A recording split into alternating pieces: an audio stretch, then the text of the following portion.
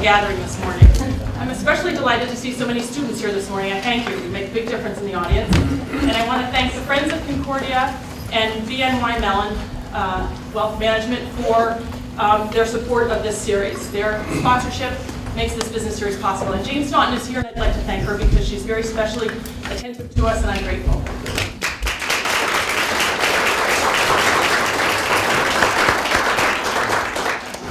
And I'm also delighted to welcome our friend and neighbor, Matt McKenna, today, President and CEO of Keep America Beautiful, Inc. As you may know, I also want to welcome Ellen Bond, who's associate, who's here today. Bronxville and St. Lawrence University graduate. It's wonderful to have her as well. As you may know, Keep America Beautiful is the country's largest community improvement organization with over 1,200 affiliates and participating organizations in nearly 50 states. Since taking the helm in January 2008, Matt has expanded support and recognition of this 60-year-old nonprofit organization through bold initiatives in community revitalization. Under his leadership, Keep America Beautiful became a member of the Clinton Initiative, serving as the expert voice in the recycling arena. Through just two of their programs, the Great American Cleanup and America Recycles Day, Keep America Beautiful recruits 4 million volunteers annually and sponsors events in over 20,000 communities. Prior to joining Keep America Beautiful, Matt held several financial positions at PepsiCo Inc. and served as a partner at the law firm of Winthrop, Stimson, Putnam & Roberts in New York. A graduate of Hamilton College and Georgetown Law School, he's also an adjunct professor at Ford University. He has served on several boards and is currently a member of the board of directors of Foot Locker and the Manhattan Theater Club. Matt and his wife Nancy, who I'm happy to see here this morning, serve on very many community boards and volunteer throughout Westchester. Matt's leadership at Keep America Beautiful is making a difference, inspiring and rewarding efforts to preserve and protect our environment through his initiatives, proving that our everyday choices and actions collectively we have a huge impact on our world. And in the words of the poet William Stafford, the swallow heart from wing beat to wing beat, counseling decision, decision. Thunderous examples, I place my feet with care in such a world. Matt's work, ever mindful of the swallow, counseling decisions, and leading through thunderous examples, shows us the best ways to care for our world. Please welcome Matt McKenna.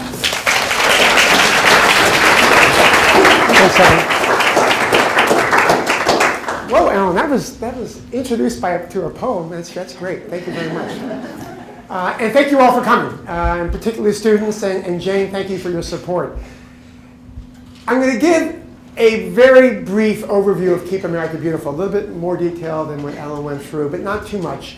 I thought maybe more interesting than what we do is why I'm at Keep America Beautiful, which is a little bit of a different story, and the challenges that I think Keep America Beautiful faces. Less for its causes and more as a nonprofit organization. And I'd like to step back a little bit from what the cause that Keep America Beautiful serves and worry more about how any organization, profit or nonprofit, thrives, and the challenges that I faced or we faced at KAB, and that's the acronym we go by up in Stanford, and the responses to those challenges. And as Ellen said, I had a career in law, tax law, and then a career in finance at PepsiCo. And I got to a point, I was 58 years old, where I thought that I wanted to have one more career, and I wanted to have it be a career in nonprofits. And I was almost agnostic as to what the nonprofit cause was going to be. I was much more interested in a healthy organization, or an organization which could be expanded upon. And it's been successful. We've expanded quite a bit. We've hired a lot of people, and we've hired particularly a lot of young people at the organization. And the message I give the recent college graduates when they come in, and the message I would give to the students here today, is that the usual approach to a nonprofit, young or old, is I just love that cause. I really care about birds. I really care about the health of the ocean. I really care about the state of health care or education in inner city schools or in needy schools. And I'm drawn to the nonprofit because of the cause. And that's one way to get in the door. But there's a career and a life to nonprofits which are almost independent of the causes, because they are organizations. They are businesses, nonprofit businesses albeit, but they are businesses. They need strategic planning. They need right hiring principles. They need a business organization. They need goals. They need to be held accountable for those goals. And those principles are the same whether you're in a nonprofit or for-profit. So from a student's point of view, from a career perspective, yes, you can pursue a cause, but also it's also helpful to pursue an organization as well. And go to an organization that either has evidence of those skills or an organization where you think they will be amenable, acceptable to the kind of influence those skills can present, and success when you realize that success from introducing those skills. So I'm going to give a very brief overview for Keep America Beautiful today, but then go into a strategic planning session that we've recently completed for KAB. We've been very lucky at KAB in the last 8 months to hire a person I used to work with at PepsiCo, who was responsible for communications at PepsiCo. And she came and is now our new senior vice president and responsible for communications, and has taken us through a branding strategy. That is, trying to organize what KAB does best, organize its brand around that. And by brand, I don't mean the logo, I mean what people think of when they think of Keep America Beautiful. And I'm going to show you how that branding strategy evolved and why we are confident that this branding strategy, consistent with our history, consistent with our resources and our assets, will allow us to be even more impactful of what we do. And that's the goal, obviously. We don't make money for our shareholders. We do have impact analysis. We do have to be successful in our efforts.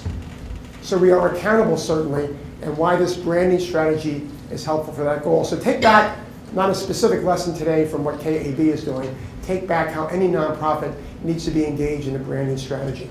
But to set the stage, let me tell you a little bit about KAB. A lot of words here, but we are the leading nonprofit that brings people together to build vibrant communities. We are the leading because we have more affiliates than any other organization, 1,200 affiliates. We are the leading because we have 7 million volunteers across the country. We have a presence, I'll show you the map in a second, but KAB as an organization, our revenue is about $10 million. We sit on top of 1,200 organizations across America, supporting them on the bottom, if you, from a support point of view, of 1,200 organizations that are present in their communities. Keep New York City beautiful, keep Texas beautiful, keep Tupelo, Mississippi beautiful, keep Atlanta beautiful, keep Chicago beautiful, keep Denver beautiful. You can go around the country and see these 1,200 organizations, which are in turn separate 501c3 organizations. So we facilitate our affiliate growth. Our mission is very simple, and this mission has been around for quite a few years, something I inherited and have not seen need to change at all. But we engage individuals. Individuals is an important word. Responsibility, another key word for improving the community's environment. It's a very hands-on sense that individuals have a responsibility for improving their environment. There's a great principle that has been talked about recently of subsidiarity, which is that if something can be done effectively on a local level, that's where it should be done. You should push responsibility to as local a level as possible, because that's the most effective way of accomplishing things. It's a belief we believe in wholeheartedly. Finally, our beliefs. People and places are profoundly connected. There's a real sense of what place means to people, whether that place is your front yard, the street corner, the college campus. There's a physical sense, a place that is important to people's happiness and livelihood, and obviously communities and the connection of individual responsibility and lasting change when people work together as volunteers. Here's our map. The dark blue is our state affiliate organization. So we have Keep California Beautiful, Keep Arizona Beautiful, Keep New Mexico Beautiful. The green are states where we have participating organizations that are not quite affiliates that we work with. The light blue is where we don't have state affiliates, but we have local affiliates. This map, one of the great parts of my change in career is, for PepsiCo, I was around the world. I just had to turn in that big fat passport that I collected all those years at PepsiCo, the one where they give you extra pages. So I've substituted trips around the world to trips to Tupelo, Mississippi, or Des Moines, Iowa, or Omaha, Nebraska. And Nancy always scratches her head and says, how in the world can you manage to go to Omaha, Nebraska in the morning and end up in Phoenix, Arizona in the afternoon? You must be exhausted. You're pushing yourself too much. But those cities are fun to visit, and it's a fun sort of counterpoint to the international travel I used to do. But the country is a great country, and I have a great excuse to visit most of the country these days. These are our partners. On the left-hand side, the corporate partners. The right-hand side, the nonprofit partners. A bit of fundraising. 95%, about Emily, 95% of our money comes from corporations. In other words, the money we raise comes primarily from corporations that feel guilty about something. And then corporations that use us to satisfy their corporate responsibility. And corporate responsibility is not something, I appreciate the laughs, but corporate responsibility is very important to corporations. And one of the last jobs I had at PepsiCo, among my responsibilities, was to head PepsiCo's corporate responsibility group. Companies make more money because they are responsible. Companies make more money because they care about what their products do and what their consumers need. So corporate responsibility is part of the profit algorithm, and that is our connection to those companies. On the nonprofit side, Department of Agriculture, Clinton Global Initiative, examples like the Indiana Recycling Coalition, we collect these nonprofits. We collect these people to support our activities. Financial support comes on this side. This side provides us the arms and legs to have an impact around the country when we need to have projects done. But we're hitting, I felt, a roadblock in the last couple of years. Our growth was slowing. We had a big bump after 2008 when I came, growing at about 20-25% a year. Our growth the last year has been more modest. A lot of reasons for that. Corporate recession, corporations a little bit less generous. But I felt that we were getting lost in the weeds a little bit as far as an organization. So now, with that as a background to what Keep America Beautiful does, let me talk about the strategic part. And this is my real lesson for the day, is that we had a strategic plan. That's pretty obvious that most organizations, nonprofit and profit, have that. We tracked our progress against that strategic plan. It was that strategic plan which caused us, for example, to become so involved in recycling. We thought that recycling was a neglected area by other NGOs. There was one very weak NGO that we effectively merged with a couple of years ago. So we steered the ship into recycling. Now recycling is over half of what we do. So we have it, that was a product of a strategic plan. So we have strategic planning, but from a branding point of view, I felt that we weren't well known. If anybody here in the classroom remembers the Crying Indian advertising campaign, the campaign where an Indian is looking over the littered landscape and a tear comes down his cheek, that was the Keep America Beautiful ad. But I also can tell you that was 42 years ago that ad was done, just before the founding of the EPA. If you have to look back 42 years for your cultural roots, you're looking too far. And we had not done anything on a public basis since then. And I felt that from a publicity point of view, from a communications perspective, it was time for us to step out and do something different and establish ourselves. So we embarked upon a brand strategy rollout.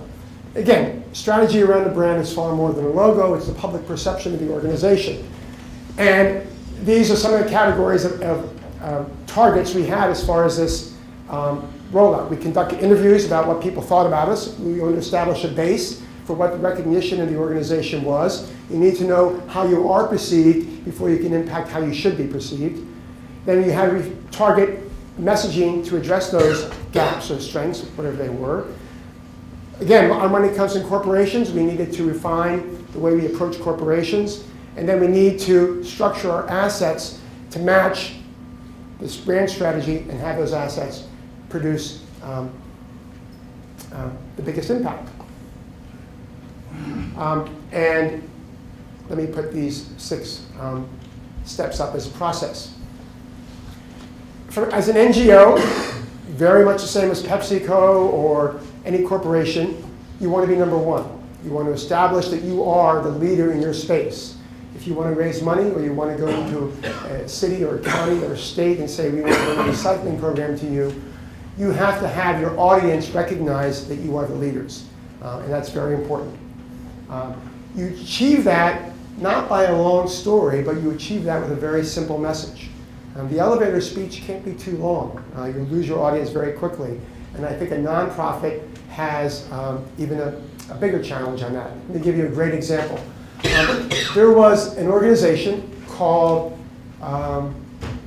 America's Second Harvest. Anybody remember America's Second Harvest? America's Second Harvest? America's Second Harvest collects more than $1 billion of revenue every year. America's Second Harvest is typically in the top 10 NGOs in America. America's Second Harvest gets there by accepting from companies food products which have passed their shelf life on the grocery store shelves, but are still edible. The Crafts of the world will take those products off the grocery store shelves, and rather than throw them away, they will give those food products to America's Second Harvest. America's Second Harvest will then turn around and distribute those products through food banks around the country. A partner from Deloitte left Deloitte about 4 years ago. She became chairman of America's Second Harvest. The first thing she did, change the name of the organization. The name of the organization is now called Feeding America. That's a very easy elevator speech. Who do you work for? I work for Feeding America. Feeding America still raises over $1 billion of revenue. Feeding America has a tremendous impact on hunger in America, and its name tells you what it does. You have to be that simple, and they are that simple. The third box, I want to focus on impact. Causes are very often easy to talk about. Education, health, the environment. You need to move beyond the plateau, the goal, and say, how does your organization reach that goal? What is the impact? To be effective in either in raising money or effective in accomplishing your goals, because you need partners in accomplishing your goals too, you need to be quite specific about what the impact is. Showing smiling school children planting vegetables in a playground or in a community garden is a great picture. We have some of those pictures that we use. Showing inner city residents planting trees along a neglected highway in the South Bronx. Great photo opportunity, great picture. It's great to be there and help them do that. And it's a wonderful Saturday morning to help plant those trees, and that's part of the best parts of my job. But that by itself is just a photo opportunity. You need to translate those actions to impact. And you need to be able to address very skeptical audiences, both on the fundraising side and the partnering side, of why those actions produce something and what is the impact and how do you accomplish that. If you run away from impact or just rely upon a general sense that it makes me feel good, that's all you're going to do is feel good, and you're not going to have the impact you need. Obviously, you want to be different. It's a competitive world out there. Every NGO competes for dollars. Every NGO competes to be in the classroom and to be the organization that's allowed to accomplish what they want to accomplish. You need to differentiate yourself. Leverage growing trends. Keep America Beautiful started because litter was a problem. And because litter was a huge issue around the country that was being ignored by people. We do exhaustive studies every year about littering and littering rates, and littering is way down in America. It hasn't been solved, certainly, but an organization which grew up on trying to fight litter is not going to be as successful in 2012 as it was in 1952. That's the reason we went into recycling. Not because, I don't want to be too cynical here, but recycling is an undeveloped area. There are not NGOs which are pursuing recycling as effectively as we are. And importantly, there is the corporate money behind recycling. Recycling is a big business, and there is corporate support behind recycling. So you have to be cynical for the sense of where's this money going to come from, and what am I going to do with the money? You can have an impact on recycling. I'll talk about that. And then obviously sustainable growth. That's true whether you're PepsiCo, Microsoft, or the Nature Conservancy.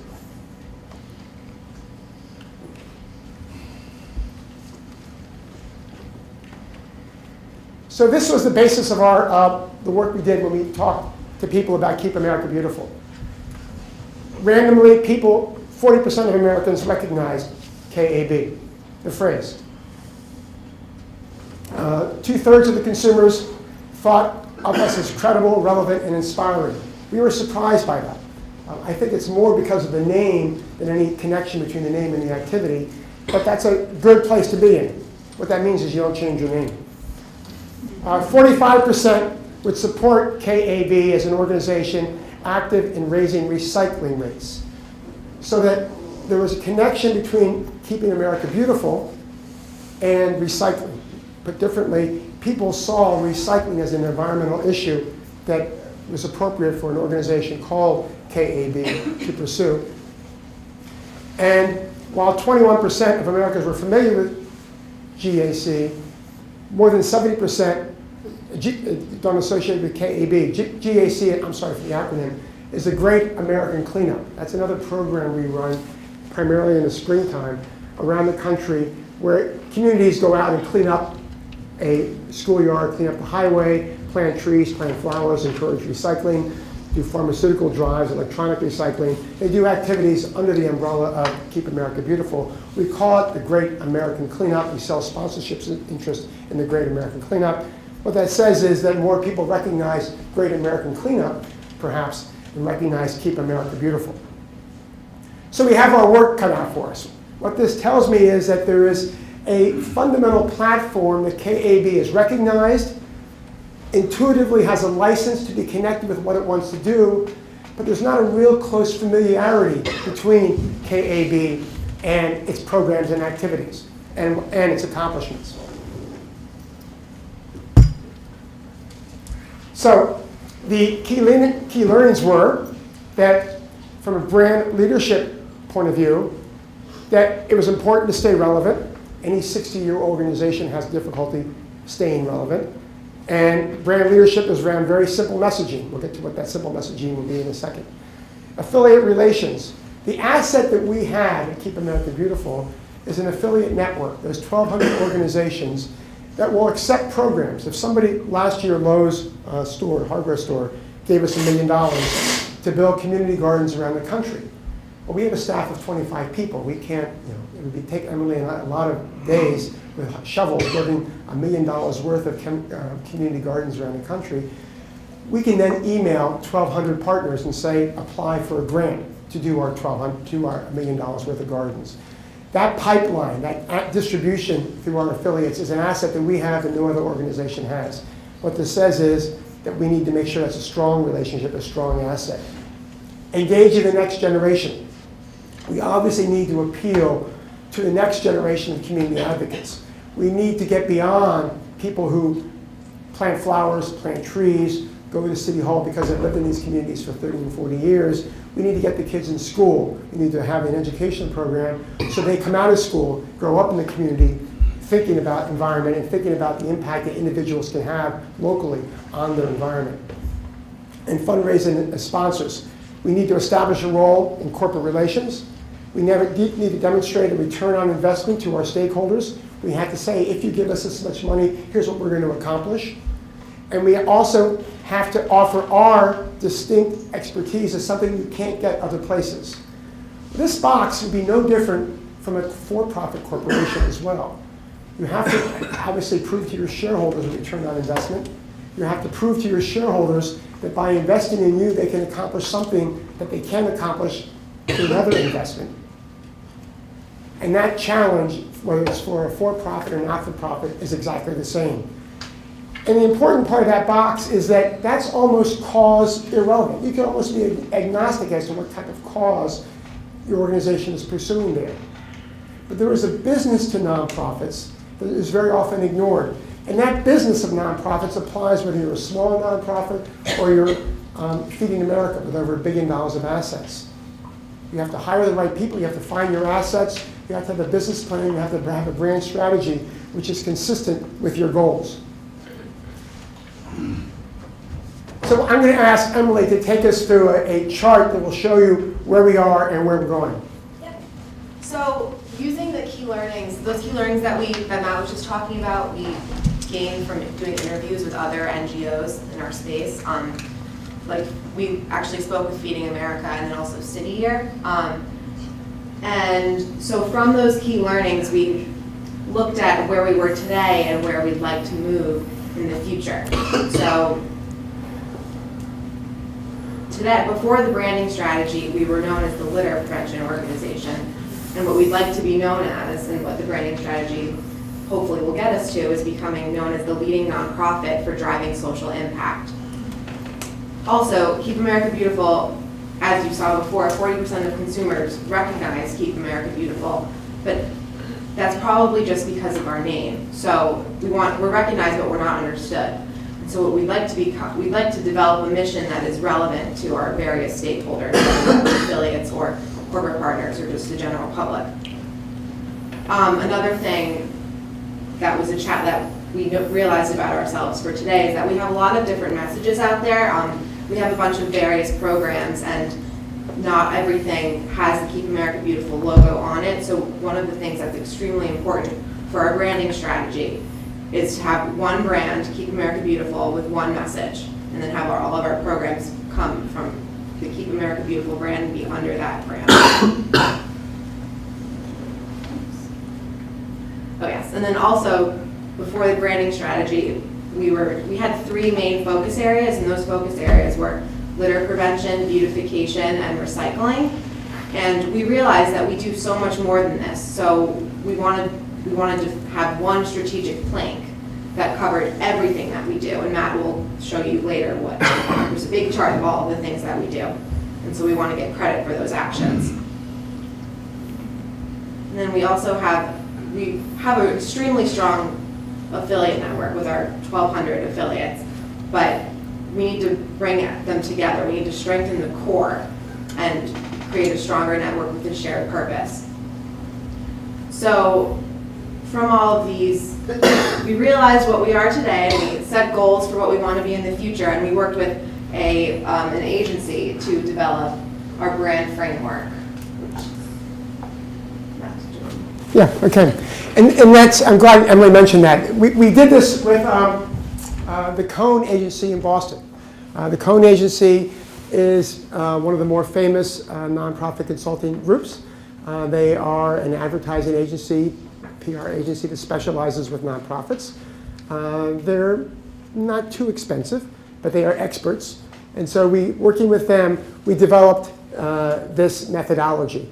And what their goal was to give us on one page what Keep America Beautiful should stand for. And they branded it, they broke it out into these 4 buckets: the brand purpose, brand equity, brand benefits, and brand character.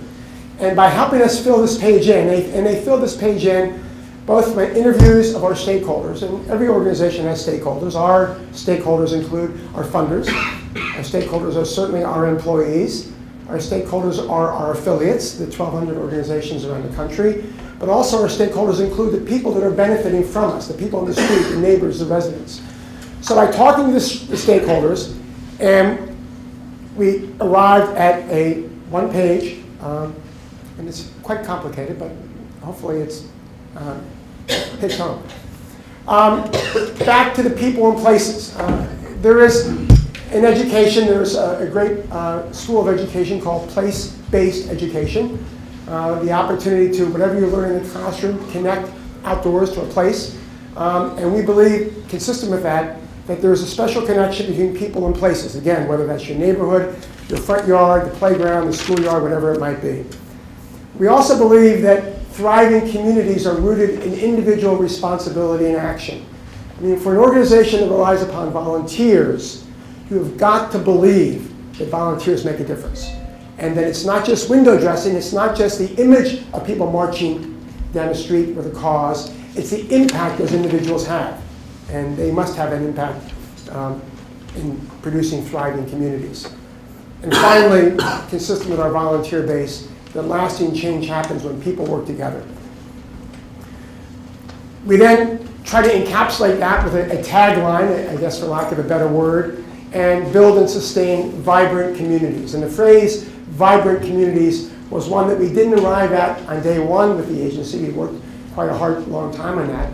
We first brought this to our board, and when we first came to the board, I guess it was in summertime, spring? Yeah. In April, we brought this to the board. I think the phrase was revitalize, wasn't it? Yes. It was revitalize communities. And the phrase revitalize communities was thought to be maybe a little bit too negative because revitalizing means it wasn't that way beforehand. Revitalize was maybe a difficult word. Somebody seized upon the word vibrant. That was a great word. We then went out to our affiliates to talk to our affiliates about that. And then we set, the first word was build. We know, create vibrant communities. Well, some people thought the word create was a little bit presumptuous. So that we took away the word create and we added build and sustain. So that becomes our new tagline, build and sustain vibrant communities. Under the brand benefits, clearly there's something emotional in what we do. And I challenge any of you to go to a Saturday morning cleanup someplace, and whether it's part of the KAB system or part of a local activity, I challenge you not to end up that 2 or 3 hours on a Saturday morning feeling great. I mean, it's the feeling that you have when you put away your gloves, you take off your t-shirt, you put the shovel back in the garage, or you're sitting on a curb surrounded by your other volunteers or the kids. I mean, that is a fantastic feeling. We are much more than that feeling, but we have to leverage that feeling and include that feeling as part of what we do. So there is certainly an emotional part of what we do. And that emotional part is community pride, belonging to a sense, a bigger group, a satisfaction of a job well done. But there's also a rational benefit as well. And the rational benefit is that emotional activity leads to something. That's a nice to have, it's a good part of accomplishing something.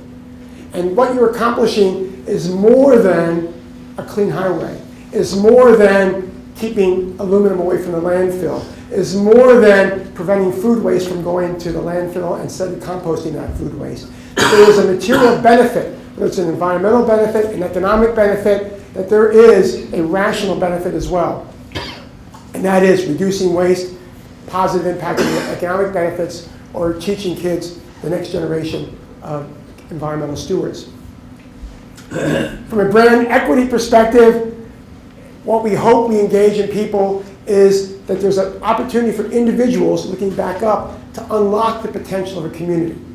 That if individuals work together, the community can respond and can engender even more participation in that community.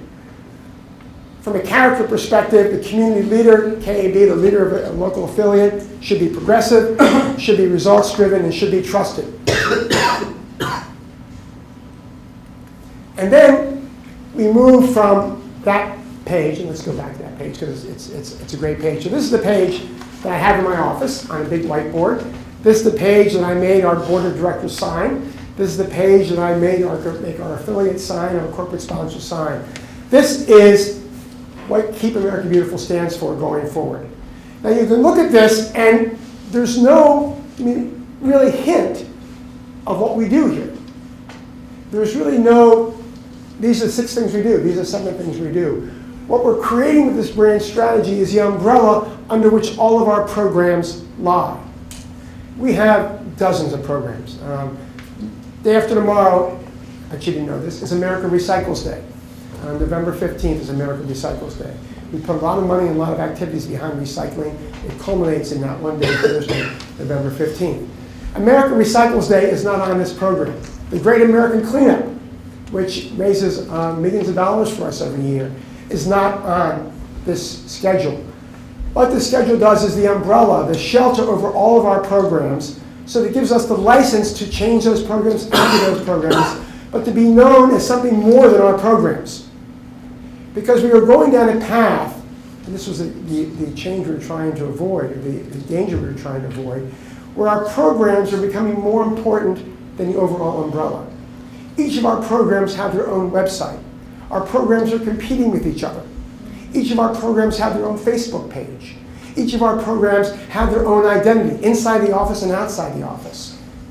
And that is great, but it's a short-term path, because those programs have lives to them. And eventually, the Great American Cleanup will not be as successful as it is right now. Eventually, I hope, recycling is going to be replaced with something else, just like littering was replaced with something else. We need to create a brand strategy that was big enough to incorporate a lot of community-driven activities that improve the local environment. And this is the framework for doing that. So on top of that, we created this matrix of activities. And you can see now, as we start to fill out this chart, all the things that come under creating vibrant communities. Certainly we have cleanups. Certainly we have volunteer opportunities, cigarette and litter prevention, public service announcements. Next year, for the first time in 41 years, we're going to come out with a new advertising campaign. The new advertising campaign is going to be around recycling. We've raised about $1.5 million to pay for 2 years of an ad council campaign. The Ad Council is a group that sponsors nonprofit advertising campaigns. Across America next year, you're going to see Ad Council campaigns about recycling, and there will be Keep America Beautiful tagline as part of those ad campaigns. So yes, it's important to talk about recycling, But more importantly, it's going to identify Keep America Beautiful as a sponsor. I shouldn't say more importantly. As importantly, it will identify Keep America Beautiful as one of the sponsors. Youth engagement, community education, conservation preservation initiatives.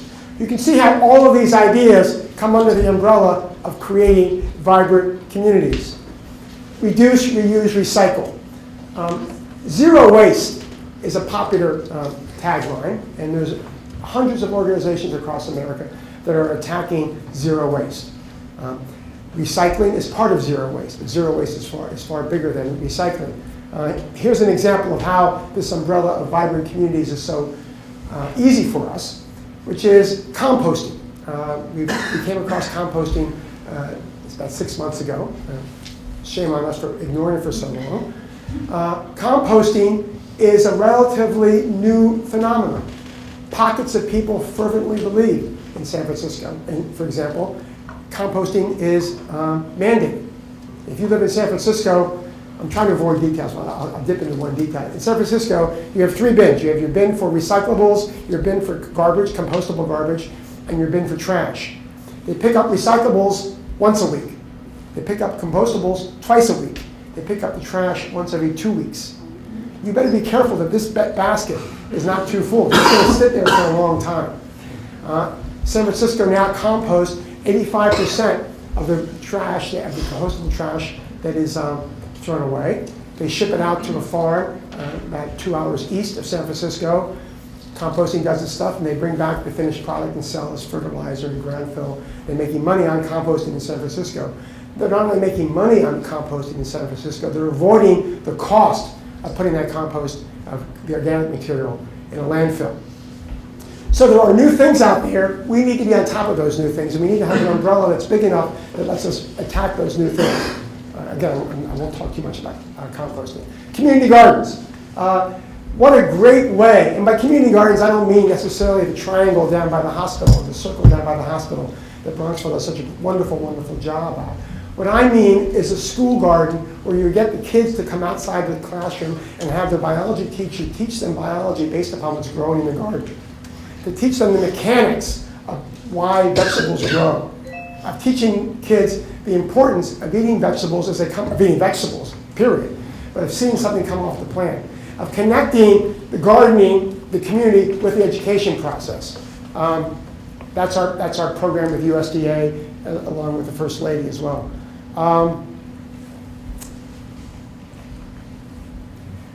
Environmental literacy. Clearly, the way you get youngsters is to go in the classroom. We have a whole series of education programs, water cleanups, urban renewal. I think these fit themselves pretty well into common what you think of when you think of Keep America Beautiful. Lower right-hand corner, recycling symposiums. Every year we go to a college, university campus and have a 125 invited group to talk on a very sophisticated basis about a certain issue. We were at Emory University to talk about global warming and recycling. We were in Berkeley to talk about public space recycling. We were at the Ohio State University to talk about behavior change. How do you change behavior around recycling? What's the best messaging? Is positive messaging or negative messaging more effective? Last year with the University of Minnesota, we talked about extended producer responsibility. That is, do the PepsiCos of the world have a responsibility to what happens to their beverage can or bag of Fritos after it's consumed? And how do they address that responsibility? These recycling symposiums are fun. It's great to be back on a campus. My favorite next year is going to be State Fair's recycling. Our map, if you saw our map, it is big on state fairs. Iowa, Oklahoma, Ohio, Minnesota, they have great state fairs. Next year, we got Alcoa to give us some money to go to state fairs and encourage recycling during the week or 10-day period where hundreds of thousands of people come visit those state fairs. That's going to be, Nancy, get ready for a state fair next year. It's going to be a lot of fun. Community improvement grants. A lot of our activities on the lower right-hand corner, almost the right-hand corner, is that we collect money and turn around and push that money out to our affiliates to plant trees, to plant gardens, to do recycling activities. So we do a lot of community improvement grants. But you can see how this box, and these are not exclusive and not meant to be exclusive, but you can see richness of the phrase vibrant communities. Is that it? One more. Okay. Oh, okay. And here's a sense of our programs as well. And I'm happy to talk about these, but the purpose is not to talk so much about our programs. The Clinton Global Initiative is fun to talk about, so I'm happy to answer questions about that. That's been a big success for us. But I want to retreat out of the weeds and keep America beautiful and keep it on a higher level.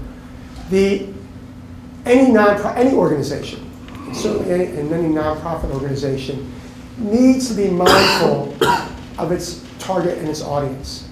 And the cause is so important, obviously, because the cause is what makes people just do something for free, volunteer their time. But a great cause by itself is not nearly enough. And I'm sure Bronxville and the area and Concordia College as an institution is so mindful of the volunteer opportunities that are available to people, and so mindful of the obligation perhaps to volunteer and to contribute. But that by itself is not enough for impact and for success. And so as you do your volunteer activities or as you work for nonprofits, either in a paid position or unpaid position, be mindful of the organizational challenges that any group faces and of the importance of strategic planning, the importance of creating a brand strategy.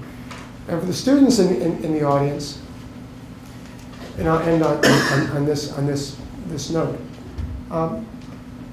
there is a career in nonprofits. And as you look for your professional lives after college, there is a profession of working for a nonprofit organization.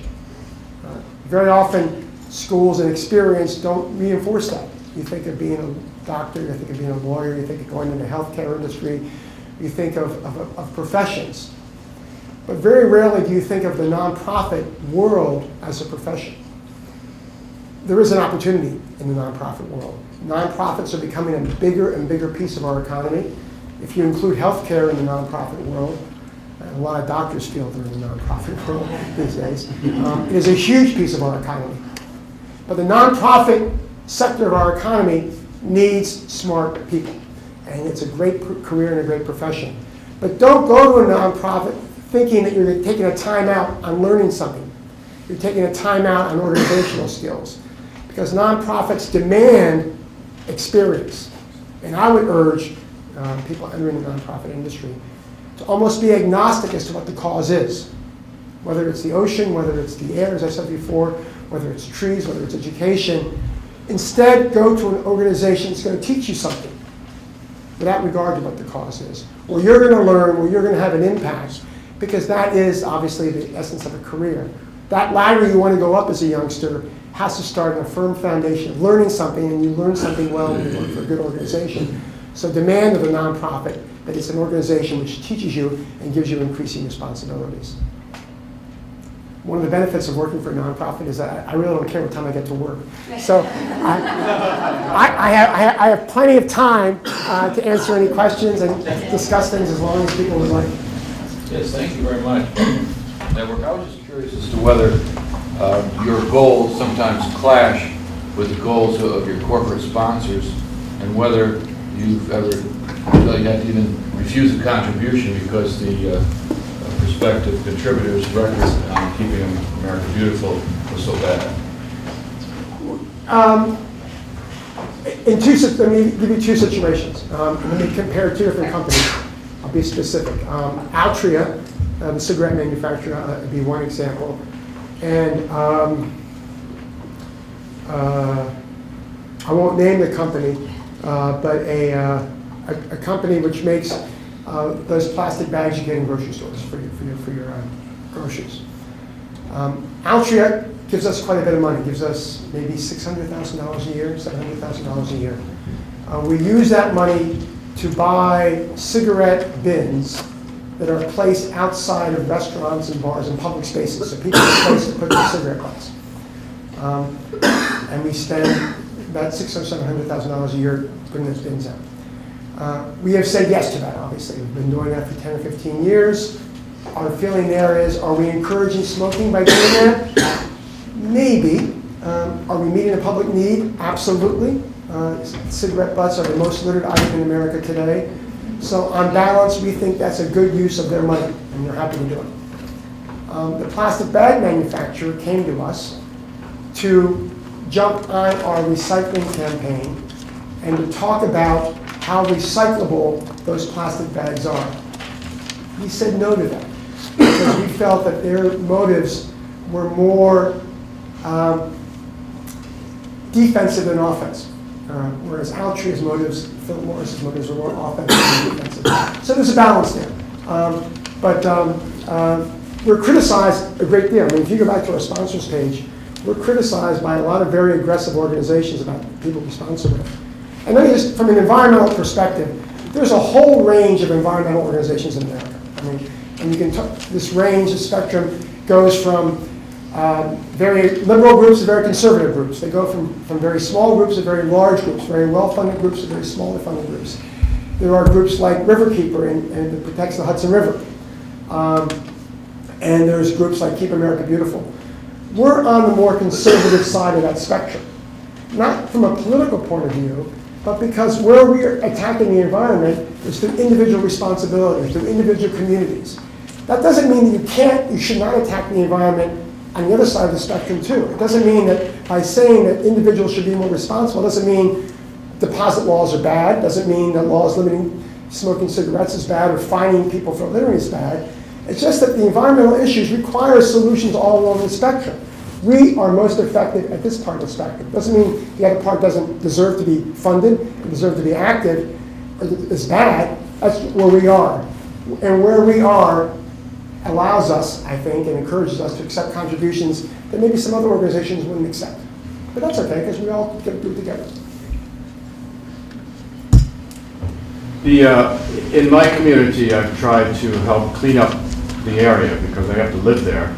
And I have found out that my greatest enemy is the city because they allow neighborhoods to deteriorate, buildings to lay vacant. It seems like Keep America Beautiful is more geared toward the individual involvement. And do you ever get to the point where you put pressure on governments that say, you know, we're doing a lot of work here and you guys aren't cooperating? A great example is in Philadelphia. Philadelphia has a great mayor and a great affiliate there, Keep Philadelphia Beautiful, and great partners in Philadelphia. They have a vacant lot program in Philadelphia. And Detroit has gotten a lot of publicity for a similar program in Detroit. Philadelphia programs are going on for 4 or 5 years now. The city of, there's vacant lots in downtown Philadelphia, like there's in any city. Once a vacant lot is identified in Philadelphia, an organization can adopt that lot.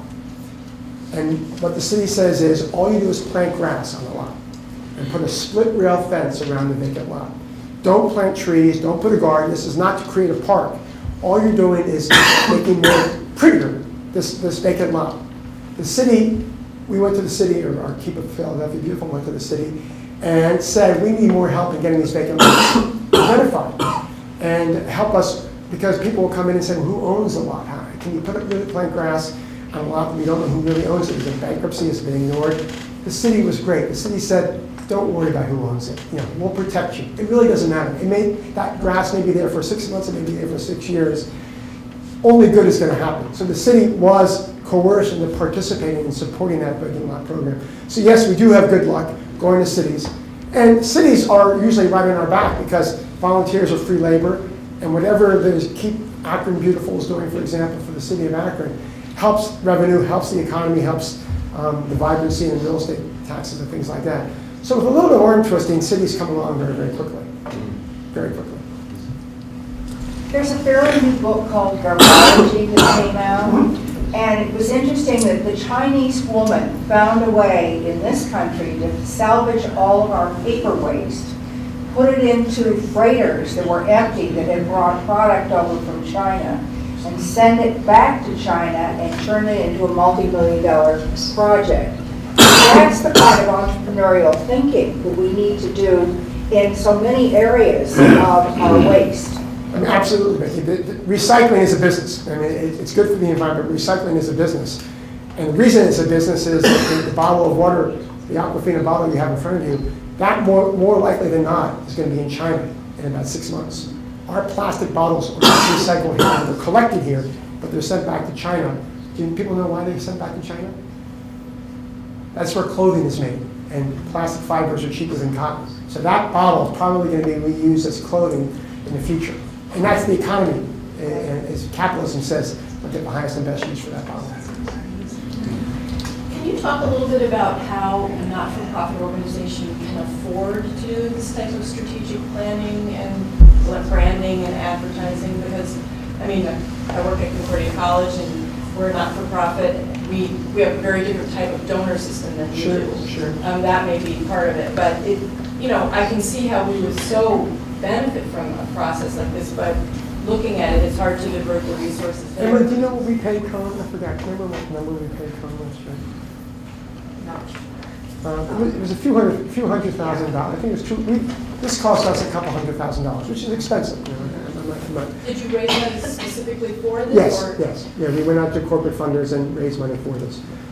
I'm happy to share this with you. I mean, you can take this. I mean, so there's a lot of free advice available, but it does require an investment too. And you want to make sure you're getting not just the pop brand strategist, but somebody who knows what they're talking about. There's a real skill behind putting this together. But we raised money to fund this. So one of our corporate sponsors gave us money to fund this project. But I'm happy to share the process. I'm happy to share this material with you. You know, the Bronxville Parkway is one of the jewels of our area. It goes into New York City and up through Westchester. For several years, I've noticed that there have been invasive vines growing over the trees. And nobody seems to be doing anything about it. The vines climb up the trees and kill the trees. So it's really very, very extensive and obvious when you drive on the Bronxville Parkway. It's great to plant trees, but if you have invasive vines growing all over the place, nobody doing anything, it seems like that would be a big problem. Is there anything in this area that we can? Yes, there's great effort. We started as Free a Tree out of Eastchester, and a man named Thatcher Drew, who lives in Bronxville, had corps of volunteers working every Sunday afternoon when the weather was appropriate. So if you look at just the section where you come through Eastchester, Tuckahoe, and Bronxville, you'll see that by taking those vines off, the deciduous trees have flourished and they are absolutely magnificent. But what you're pointing out is we have a long way to go with many more volunteers to get all the way to the city and save the rest of the trees. But it's been going on for, I'd say, 15 years out of Eastchester. Also, someone named Jim Sutton, who lives right locally, he's involved with Bronx River Conservancy, and you can look him up, Jim Sutton. Now, this is, I guess, a financial question. Every day, or practically every day, I get multiple letters from all sorts of organizations asking money. I've never heard from Keep America Beautiful, as far as I know. Is there some conscious decision not to go public for financing? We were talking about that during breakfast outside. Our percent of funding that comes from corporations has been pretty steady for our 60 years. We haven't embarked upon an aggressive individual contribution campaign or trying to build an individual donor base. It is something on the list of things to do at some point. It requires a lot of effort.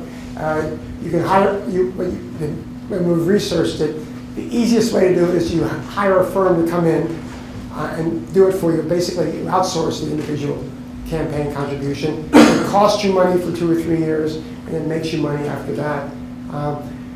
One of the issues we're facing is we don't want to be too aggressive about it because we don't want to compete with our affiliates. And so if we sent a round of letters to people in Texas, they would have one request from Keep Texas Beautiful and one from Keep America Beautiful. That's a rationalization for the answer, but we just haven't gone after it yet. Don't start on my account, please. Well, if you send us a check, we'll deposit it. So. We are a 501c3. And Thank you, Matt. Great. Certainly